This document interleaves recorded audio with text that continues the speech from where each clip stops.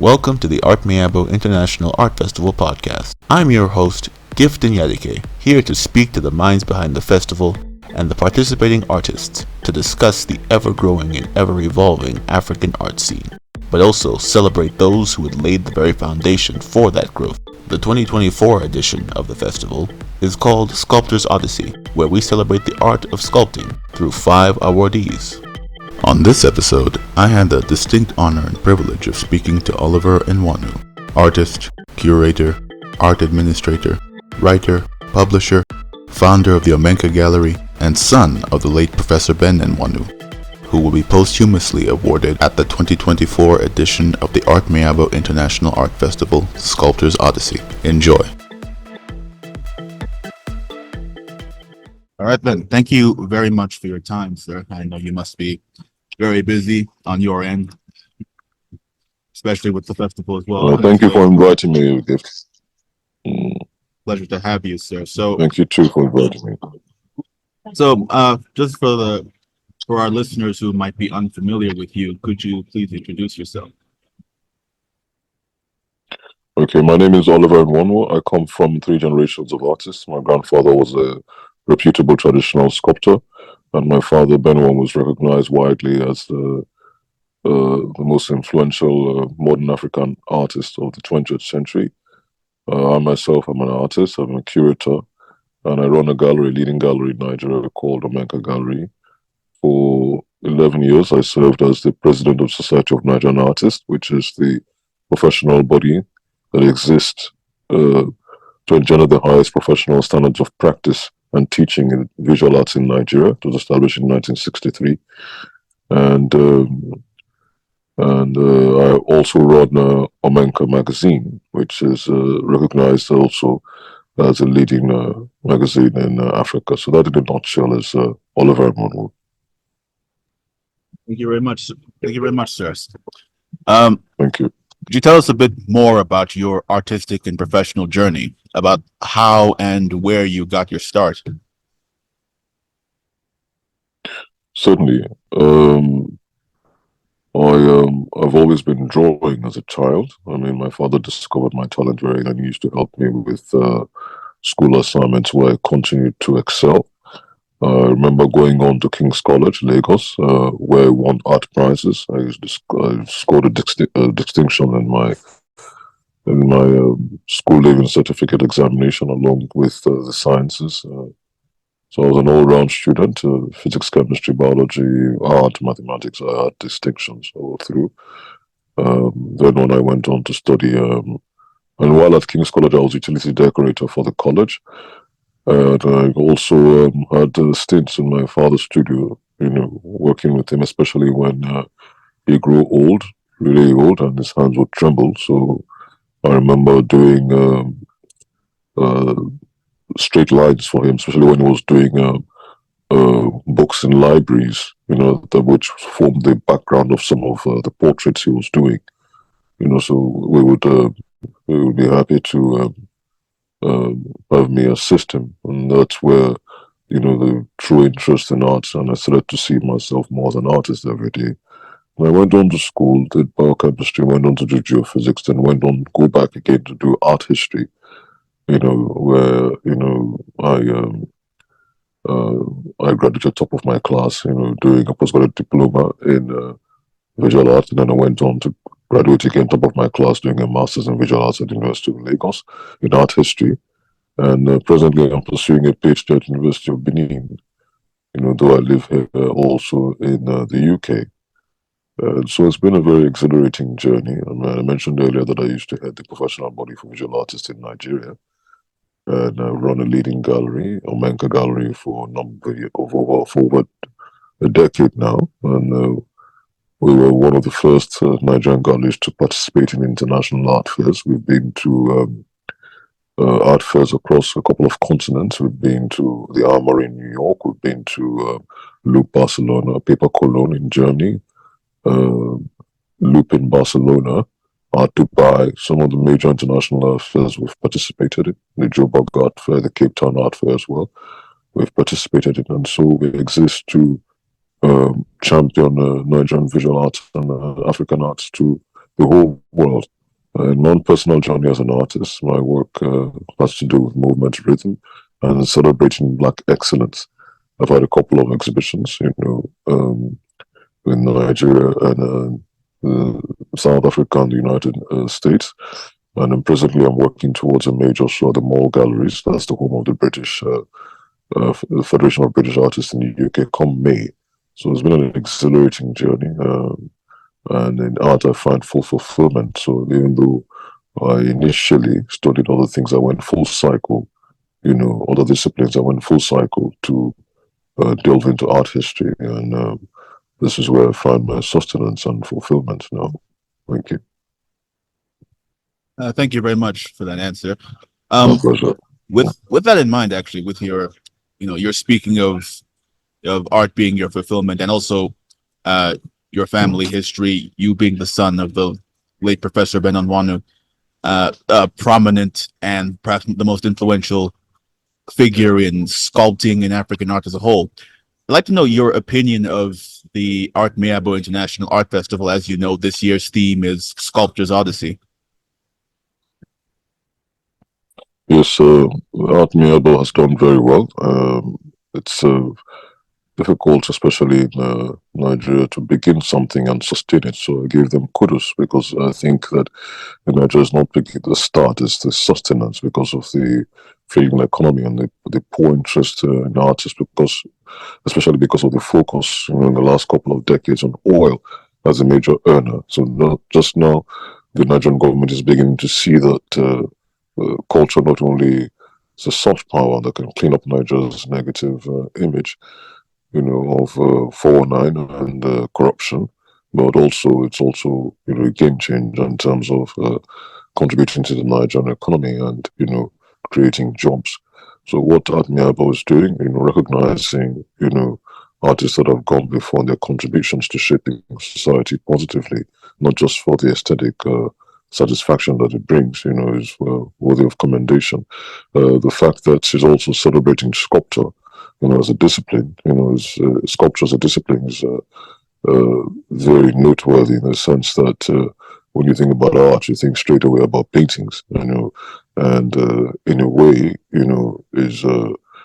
she's helping to revive, sculpture as a profession, as a discipline, which I think, in the last couple of decades has kind of waned because of for many reasons. I mean, in those days when my father practiced, wood was more abound. Now it's still declining. The the trees are being felled every day for furniture and other things. Of course, sculpture is difficult, to transport, as easily as you would transport a painting, which can be rolled and reframed.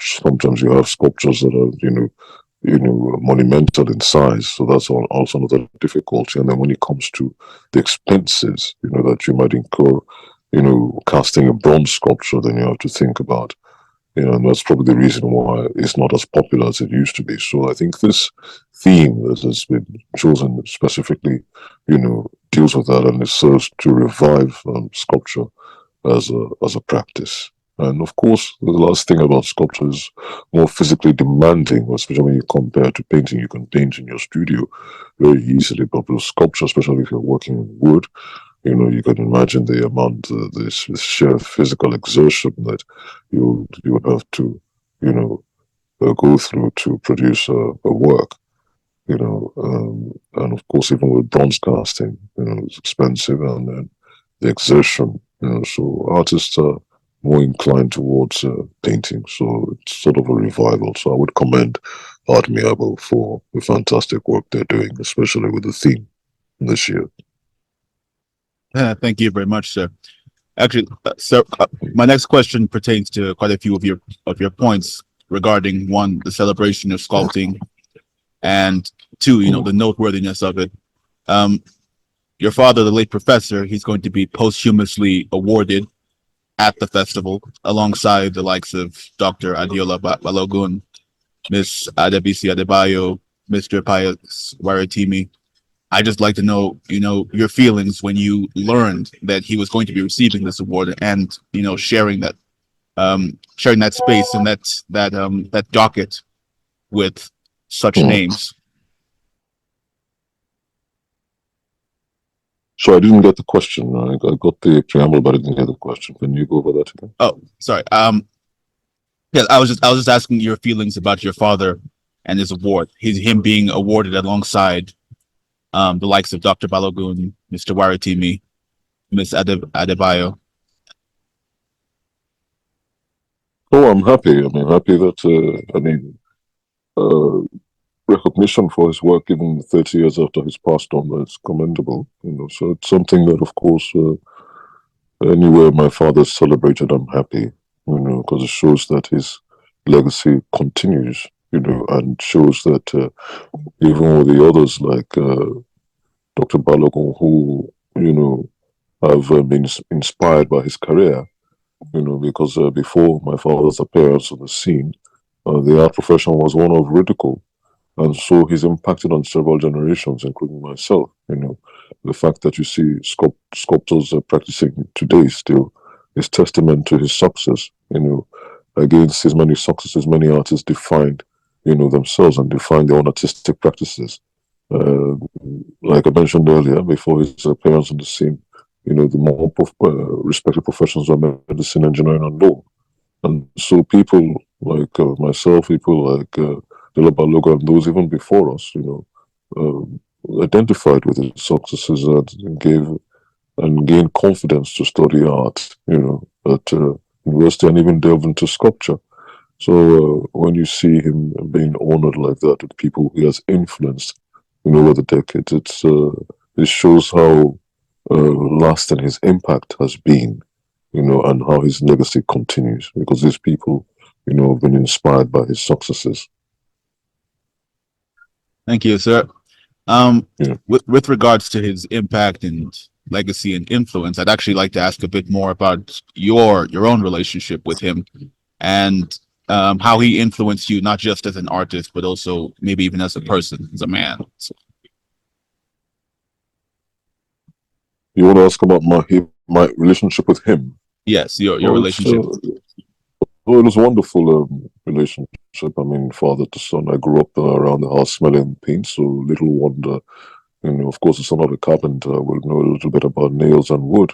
And so, of course, I've imbibed lessons very early. I've been influenced by his work ethics. He was a very hardworking person. And he believed in excellence in everything that you put your hands to. If you are going to be whatever profession, just make sure that you imbibe the spirit of excellence. And even though with his great fame and accomplishments, he always believed that he was still striving towards excellence. So it was a lifelong lesson for him and a lifelong journey for him. And he continued to work until the very last minute, even on his sickbed. He was still painting. That's how devoted he was to his art. And I've imbibed those lessons along with my siblings. And I'm sure with many other Nigerian artists working today that you have to just put in your best and believe in principles, and always read because he read a lot. He was a man of letters, and he always believed that the black man should not be disadvantaged just because he wouldn't read.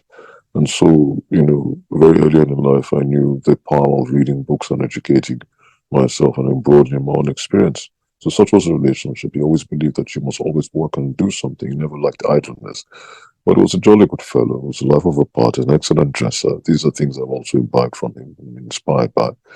And even later on in his life, he continues to influence me in my work by his principles, by his ethics, his hardworking ethics, the way you do business, and he's been a beacon not only for our family, but the whole of Nigeria because he helped to place Nigeria on the international scene culturally, and through his many successes, it wasn't just about art for aesthetic appeal, but, was able to tackle and engage in, or address rather, pertinent issues affecting Africa and the rest of the world. In his work, you saw his response to Biafra, you saw his environmental concerns, painting the huge trees, that, today have been felled. He was an advocate for change. He was a change agent in his work. And I think that's one of the things that made him great because his work transcended just the aesthetic appeal. He fought for black excellence. He fought racial injustice through his work. He celebrated blackness. He celebrated who we are. He celebrated the fact that we shouldn't be judged by the color of our hair you know, our eyes and the texture of our skin and the texture of our hair. So these are things that these are things that that he engendered in his work, and such was the relationship, and that's why even 30 years after his death, not only have I been influenced and continually influenced, but several Nigerians are have been inspired by his achievements too. Thank you. Thank you so much for that answer, sir. Thank you very much. Just one final question, and bringing it back to the festival. Yes.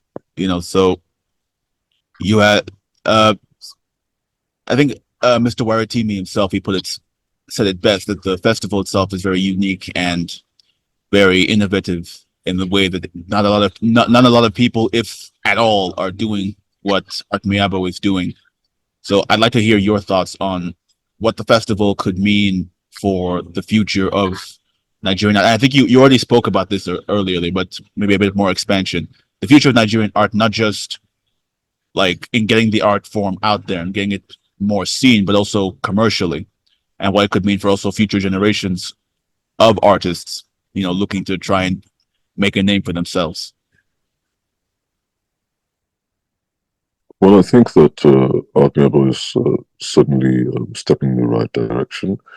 I think one of the things that have been lacking, in the Nigerian cultural space is recognition for artists through awards like this, and it shows a deeper appreciation. That's one of the things that's missing, and I see with what Artmiabo is doing is contributing to the structure, because at the moment, we still need to expand on our structures to make sure that we sustain an industry. We're still trying to build an industry.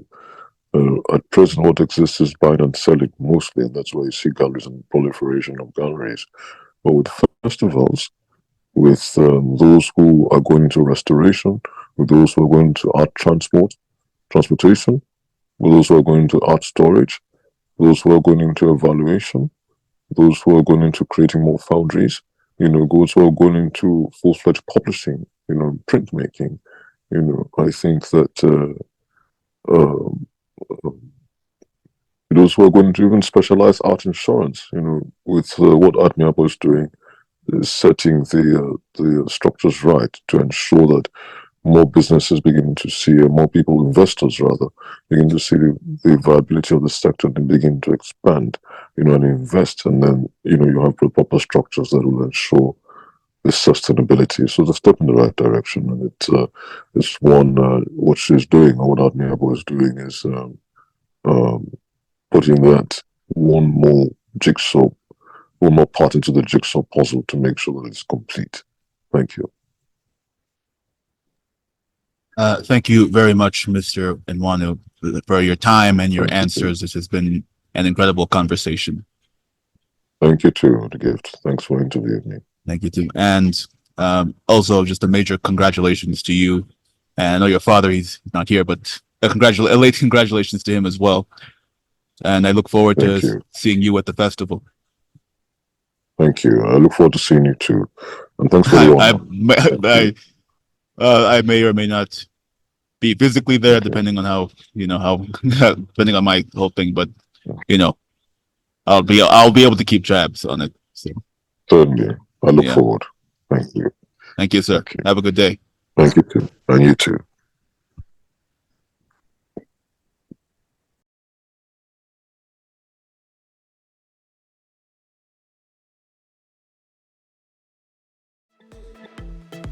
The 2024 edition of the Artmiabo International Art Festival will take place at Ebony Life Place on the 29th of April to the 1st of May, with VIP viewing on the 29th at 6 p.m. Please subscribe to the podcast so you can be notified of new episodes when they are released.